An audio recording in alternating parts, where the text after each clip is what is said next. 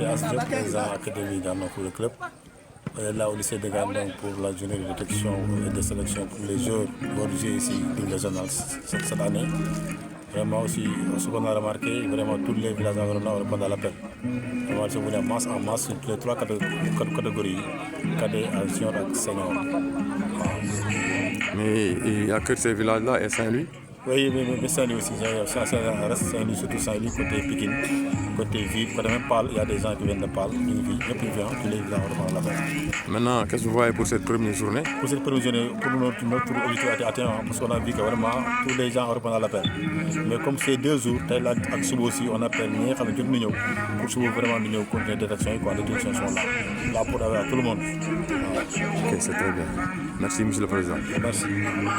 Et là, Abdul Aziz Ouad, directeur sportif, Gandon Académie Football. Donc, nous sommes là aujourd'hui pour un test pour les différentes catégories en cadet, junior et senior. Donc, vous savez maintenant que Gandon fait partie de la 2 équipes régionales de Saint-Louis. Donc, comme on va compétir cette année en différentes catégories, nous avons voulu faire donc, ensemble donc, pour les joueurs, pour pouvoir donc en choisir ceux qui représenteront donc l'équipe de Gandon pour cette année. On a essayé de trier dans les différents villages. On a ceux qui habitent à Saint-Louis. Donc voilà, c'est ça donc pour aujourd'hui et demain. On verra donc par rapport à ceux qui sont présents. Bon, peut-être certainement d'autres viendront après. Peut-être ils ne sont pas au courant ou je ne sais pas quoi. Mais en tout cas, la porte n'est pas encore fermée. C'est vrai qu'on a choisi 2 jours, mais la porte n'est pas encore fermée. Ceux qui sont vraiment intéressés pour vouloir porter les couleurs de l'AS Gandon Académie, ils viennent. Donc c'était ça pour les 2 jours-là. Maintenant, pour le moment, vous avez demandé les catégories cadets, juniors, les seniors en train de faire leurs prestations. Maintenant, pour premières impressions par rapport aux jours. Bon, comme j'ai dit, on a ouvert la porte pour ces 2 jours-là, mais ce n'est pas seulement 2 jours. La porte elle est ouverte pour tous les jours, parce que vous savez que nous sommes une équipe amateur, donc on ne peut pas dire donc on a déjà fait la sélection, non. On a déjà commencé pour voir ceux qui sont intéressés. Et ceux qui sont intéressés peuvent aussi venir les autres jours à venir. Donc à partir de mercredi, les entraînements vont commencer. Donc ceux qui ne sont pas encore vus, ou bien ceux qui sont intéressés pourront donc venir pour qu'on puisse les voir et les maintenir s'ils sont bien. Ok, comment on voit pour le moment les staff d'équipe qui sont autour de vous? Oui, il y a Ousmane Diagne que je ne vais plus présenter, qui gère la formation. Vous savez qu'Ousmane est avec Ahmed Fall, c'est lui qui joue même la Coupe du Sénégal, je pense qu'il est en filles.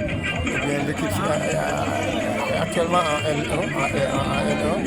Donc vous voyez, c'est quelqu'un qu'on ne peut plus présenter. Il y a Ousmane Lom qui était à SNA, qui est venu nous joindre, et les Diawar et autres. Donc nous avons un staff riche qui pourra effectivement jouer ou bien gérer l'attente qu'on attend de cette équipe.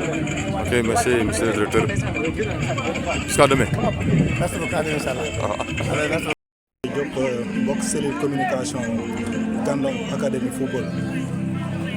Donc nous sommes tey pour la participation à cette grande journée qui est une journée de détection pour les différentes catégories U15, U17 et aussi en catégorie senior. Parce que quand on peut l'Académie Gandon dafa opter pour participer dans le championnat régional en catégorie senior, tout comme aussi en catégorie junior. Mais aussi sentir nañu bien vrai que le local du Gandon la nekk, mais aussi tout pour Gandon rek. C'est pour tous les villages environnants. Parce qu'on a tendance à négliger les villageois au détriment des citadins. Mais face à cette injustice, nous créons Gandon Académie club pour aussi permettre aux jeunes qui ont des talents et un espace pour exprimer ces talents, ñu ñëw intégrer l'académie.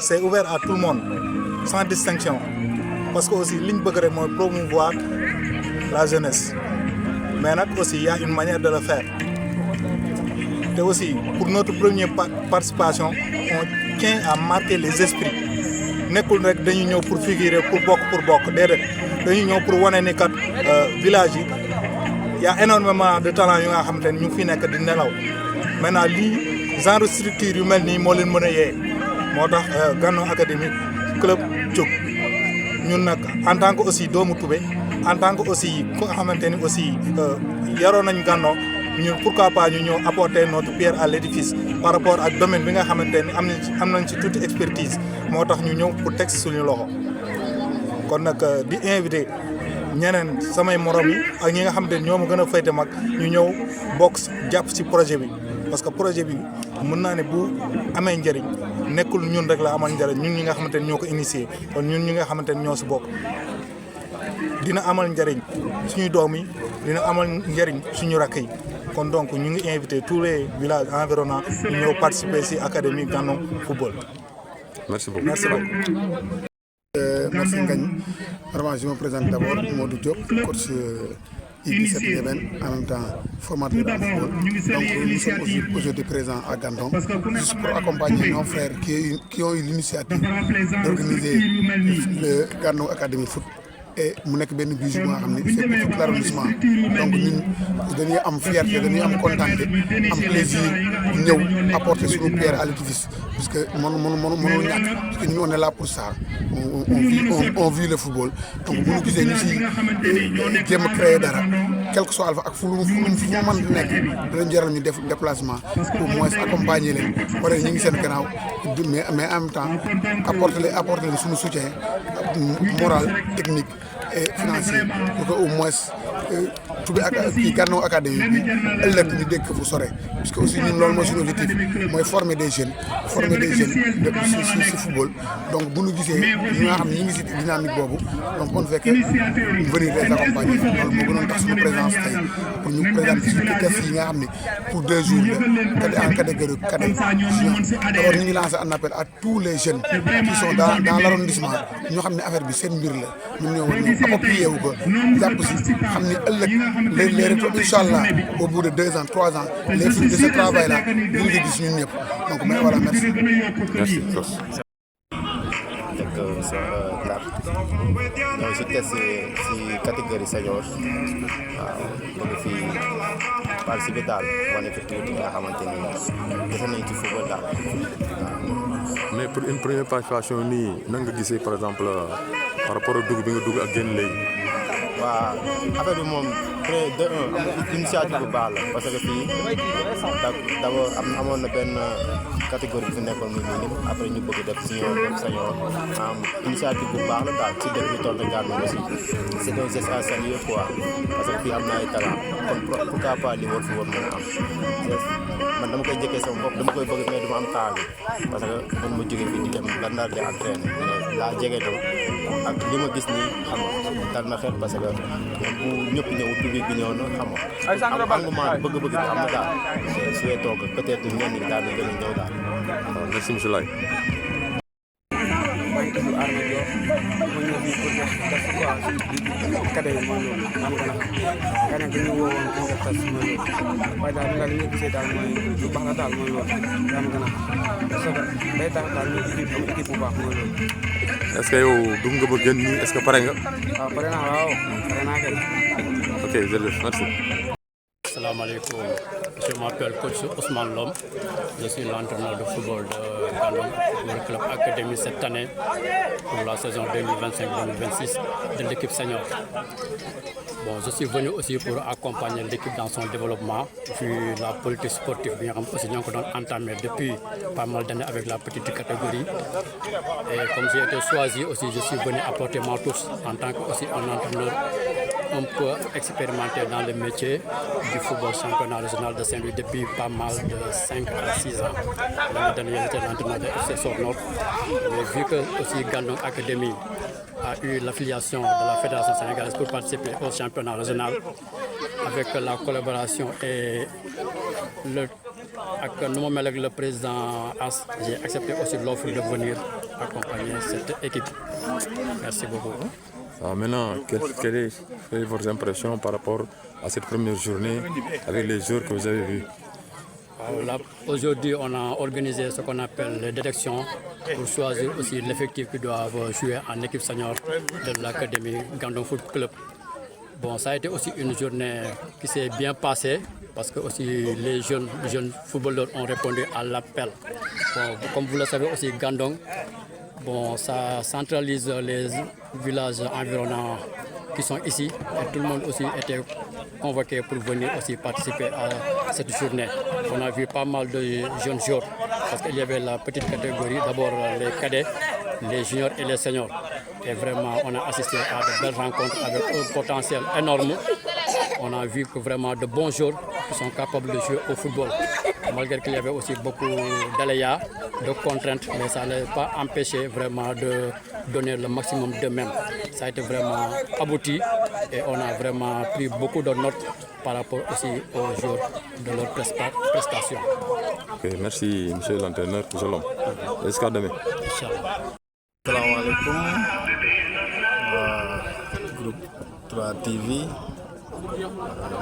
ñu yéen ñëpp man la Thierno Makhtar Wade ñu gën nga xam ci Pa Wade di ancien joueur Gandon nekk vice président académie Gandon académie club di rafetlu vraiment affaire yi muy déroulé nii ndax woote ñu gis la vraiment lu rëy la si jamono bii nii gis nga depuis tey la suñu premier jour de test mais macha allah une bonne présence ñëpp ngi fi kontaan trop di gën a sensibiliser ñu ñëwagul aussi ñu xam ni demee détection bi day commencé pour ñu commencé suñu ligue régionale amateur ñu ngi remercier ñi nga xam ne teew nañ fi di tendre la main aussi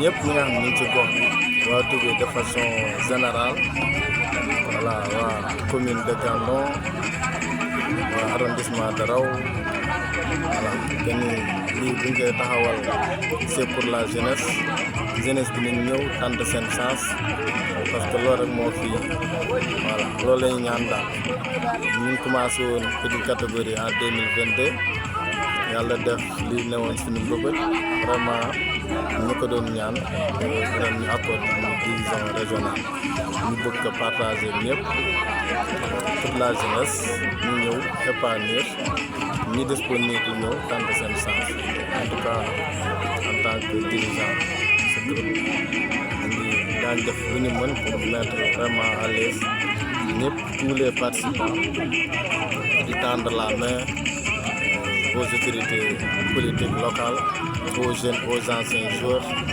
à tout le monde. Je les remercie bu baax di xool vraiment mobilisation ci jeunesse yi foo gis xam ne gars yi bëgg nañ sport nañu dund quoi.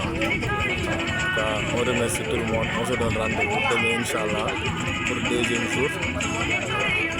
Ñu remercier aussi techniciens yi nga xam ñoo ànd ak ñun je veux dire Aziz Wade ñu xam que ci à Saint-Louis nekk si direction technique bi am nañu technicien comme Ousmane Ndiaye et équipe féminine Ahmed Fall bi moom tamit ñu travaille ak ñun voilà équipe bi nekk régionale bi ñu ko bëgg a jox Ousmane Lom tout le monde ko nag ñu leen intègre ku yaru ku disponible vraiment ñu ngi wax nit ñi que ni équipe bi ay xale yi ñu ngi leen bëgg a teg dans de bonnes mains incha allah rabbi te ñu épargne effort yëpp ñuy mën voilà pour ñu am épanouissement ñu ngi remercier yëpp di remercier toute la famille super moom c'est la famille c'est Gandon c'est Ngaye c'est Ndiabé c'est Ndiakher c'est Maka Toubé la preuve bi ñu defee suñu tournée de sensibilisation les gens ont bien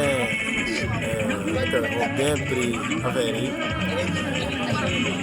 vraiment que ni seen yëf la gis nañ ko si test yi nii ndax ñëpp ñëw nañu macha allah donc on remercie tout le monde vraiment di kontaan si ñëpp kontaan suñu collaborateur kontaan ci collaborateur yëpp ay frères lañu voilà ay cousins lañu mais on travaille de façon professionnelle dans l'amour dans la convivialité dans la paix te loolu rek lañ ci jublu quoi génn si lu professionnel dem si lu professionnel loolu lañ bëgg moo tax incha allah du ñu bàyyi benn idée bu nga xam ne daf ñuy émerger incha allah moyens yi nag incha allah ñoom lu ñu mën lu ñu mënutul daañu ko wute feneen mais on tend la main à tout le monde ñii moralement ñii physiquement ñii financièrement ñii seen ñaan voilà ñii Gandon Academy Club merci.